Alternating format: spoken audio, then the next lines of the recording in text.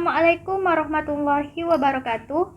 Perkenalkan, nama saya Anisha Raisati Sidik dengan NIM C1F018052 akan menjelaskan mengenai akad mudharabah.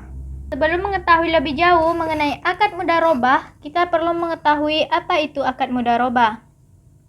Jadi secara teknis, akad mudharabah adalah akad kerjasama usaha antar pemilik dana dan pengelola dana untuk melakukan kegiatan usaha. Laba dibagi atas dasar nisbah bagi hasil menurut kesepakatan kedua belah pihak. Sedangkan bila terjadi kerugian akan ditanggung oleh sepemilik dana kecuali disebabkan oleh misconduct atau negligence dan juga violation oleh pengelola dana. Jenis akad mudharabah. Yang pertama yaitu mudharabah mutlaqah. Adalah mudharabah di mana pemilik dananya memberikan kebebasan kepada pengelola dana dalam pengelolaan investasinya. Mudharabah ini disebut juga investasi tidak terikat. Yang kedua yaitu mudharabah muqayyadah. Adalah mudharabah di mana pemilik dana memberikan batasan kepada pengelola antara lain mengenai dana alokasi, cara, dan atau objek investasi dan juga sektor usaha.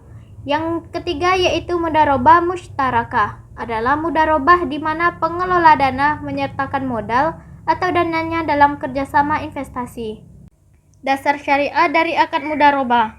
Yang pertama yaitu dalam Al-Quran, sebagaimana Quran surah 62 ayat 10, yang artinya, apabila telah ditunaikan sholat, maka bertebaranlah kamu di muka bumi, dan carilah karunia Allah subhanahu wa ta'ala.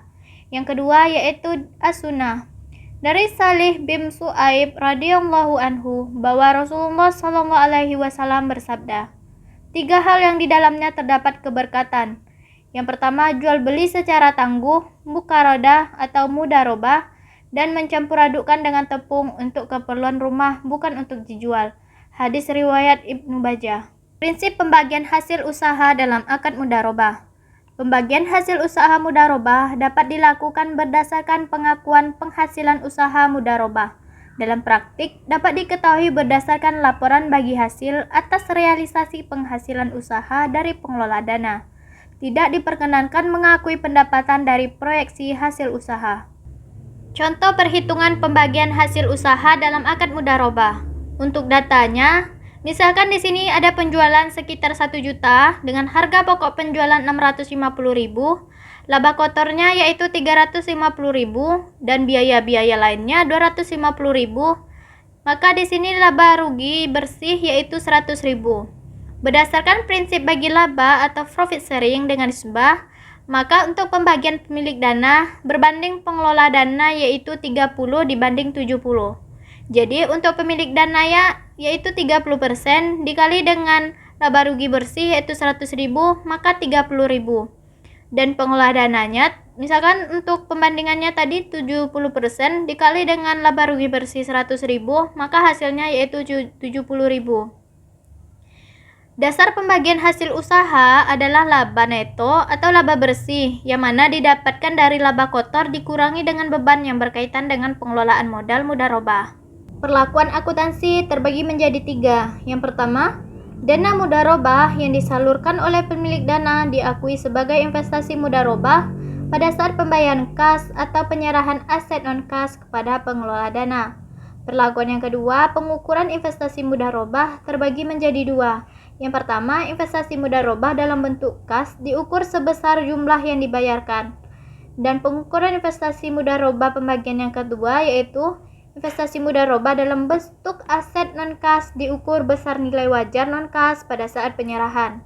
Dan perlakuan akuntansi yang ketiga yaitu penurunan nilai jika investasi mudharabah dalam bentuk aset non-kas. Ilustrasi kasus akad mudharabah. Yang pertama, penyerahan dana investasi dalam bentuk kas atau asumsi.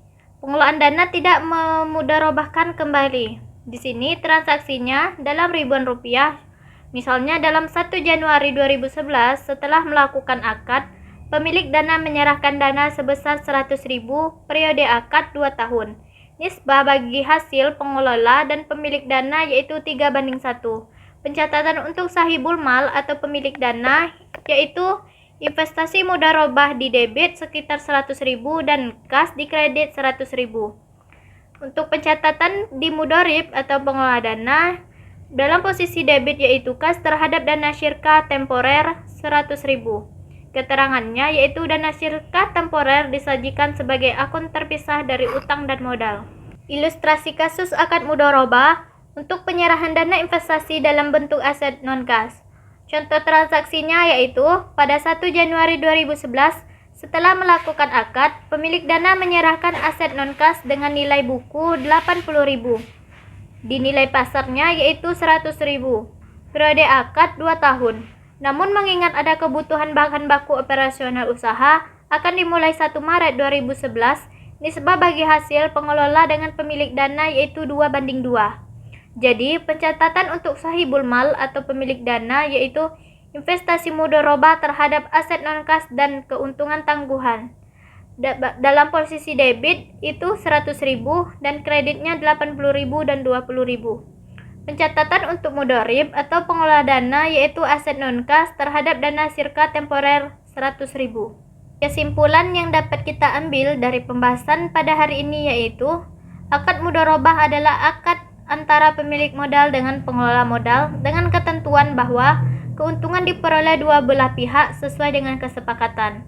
Di dalam pembiayaan mudharabah, pemilik dana atau sahibul mal membiayai pemenuhan suatu usaha tertentu, sedangkan nasabah bertindak sebagai pengelola usaha atau mudharib. Sekian penjelasan mengenai akad mudharabah. Terima kasih. Wassalamualaikum warahmatullahi wabarakatuh.